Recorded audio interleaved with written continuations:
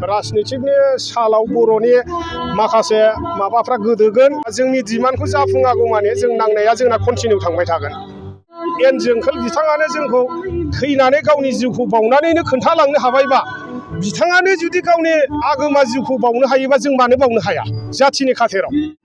जोंथ' बर'नि जे गांनाय उखैनाया फुरा जायागौ माने जों कन्टिनिउ नांनायखौ लांबाय थागोन होननानै जों समाय जाखानाय हिसाबै जों दिनैसिमबो बे समायखिरा जानायावनो दङ।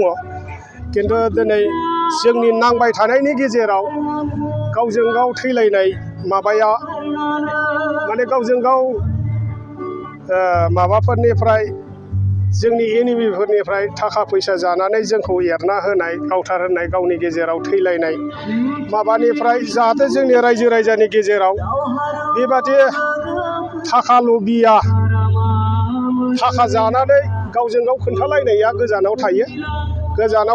बेखौ गोजानाव दोनलायनानै जाथिनि खौसेथि, जाथिनि मोनथायखौ बयबो गोसो होयो। बेथ' माखासे लिडारफोरनि सायाव जाबोबाय। माखासे लिडारा सोरबाया एसे बबेबा फारसेजों लुगैनाय भाबाव जोंनि जाथिया थगायजाबोबाय थादों। जों बेखौ लानानैनो गोदानै जों NLFB आफाद हिसाबै जों जोनोम होफिननाय बा जोनोम माबाफिनदों। दा जोंनि बे थांखिखौ लानानै जेनेबा जोंखौ सरकारा मोनसे आश्रय होनाय, जायगा होफिननाय जोंखौ लेंहरनाय हिसाबै जों फैदों। फैनानै दा जोंनि सावरायनायनि बेलायाव जों बुंदों रन्जन दैमारि सार बा लिडार केदार जों गासिबो गवाबा जों फाइनाल डिसिसन बा थकआव जों जिराया होननानै जों दं आरो। इयुन समाव बेखौथ' रायजो राजा बयबो नुगासिनो दङ। राजनितिकनि सालाव बर'नि माखासे माबाफ्रा गोदोगोन गोदाया बेखौ गासिबो रायजो राजाया नुगासिनो दं फारि फारि। दा बेखौ आं बुंफोरलायाबाबो जायो। दा बेबायदि आरो दोलोनि खामानि जानानै बर' हारिनि जाथि दानायनि थाखाय खामानि मावबाय थादों। बर'नि जोंनि नांगौ माबाखौ जुदि बा जोंनि डिमान्डखौ जाफुङागौ माने जों नांनाया जोंना कन्टिनिउ थांबाय थागोन। जेराव जोंनि NLFB हिसाबै जोंनिया एन जोंखोल बिथाङानो जोंखौ थैनानै गावनि जिउखौ बावनानैनो खोन्थालांनो हाबायबा, बिथाङानो जुदि गावनि आगोमा जिउखौ बावनो हायोबा जों मानो बावनो हाया जाथिनि खाथेराव। आरो दिनै बिथां जोंखोलल' नङा, बिथां जोंखोलनि सिगाङाव NDFB हिसाबै हाजार हाजार बर' जोहोलावफ्रा जिउ नागारबोबाय। दा बिसोरनो जुदि जिउ नागारनो हादोंबा जों मानो नागारनो हाया जाथिनि खाथेराव। दा जों कन्टिनिउ नांनायाव थांगोन बेल' आरो बेखिनियानो। दिनैनि साना गासै बर' हारिनि थाखाय आरो जों NLFB आफादनि मोनसे दुखुनांथाव सान होननानै जों सानो।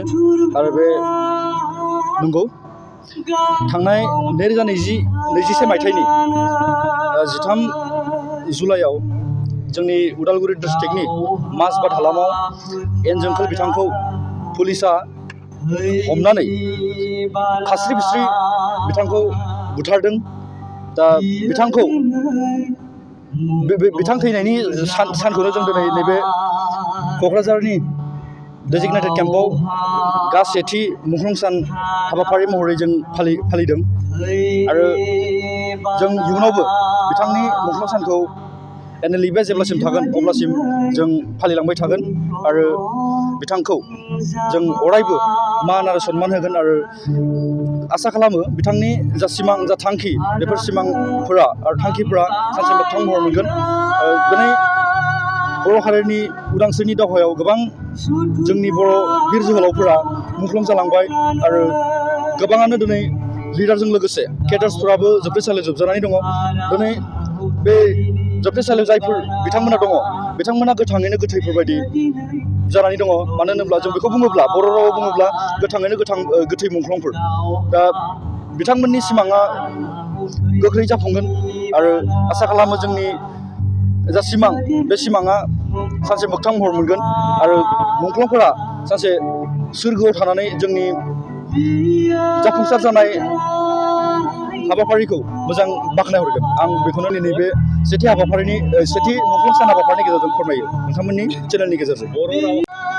जोंनि काउन्सिल गभर्नमेन्टजों लोगोसे आसाम गभर्नमेन्ट आरो इन्डिया गभर्नमेन्टखौ एपिल खालामो जे जोंनि हाथियारजों सोमावसारनायाव बाहागो लानाय दैदेनगिरि बिथांमोनजों लोगोसे जोंनि केडार्सफोरखौ गोख्रैयैनो जेनेरेल एमनेस्टि होनानै उदां खालामनांगौ आरो जोंनि जा थांखि बे थांखिखौ बिथांमोना सुफुंनानै होनांगौ अब्लानो जोङो जोबोद गोजोननाय मोनगोन जों NLP आफाद हिसाबैबो गोजोनगोन आरो दुलाराय बर' माहारि हिसाबैबो जों रोजा रोजा साबायखर बावगोन गभर्नमेन्टखौ बेनो सावरायनायाथ' थिगानो सोलिगासिनो जोंखौ आसाम गभर्नमेन्टआ आसा होनानै दोनदों बे आसा होना दोननाय हिसाबै जोङो नैबे डेजिगनेटेड केम्पआवहाय मोजाङै मोजां दंगासिनो अनलायलायनानै जों गावनि गेजेराव मोजां गोरोबलायनानै दङ आरो स्ट्रेटेजि होनोब्ला जोंनि थांखिया बेनो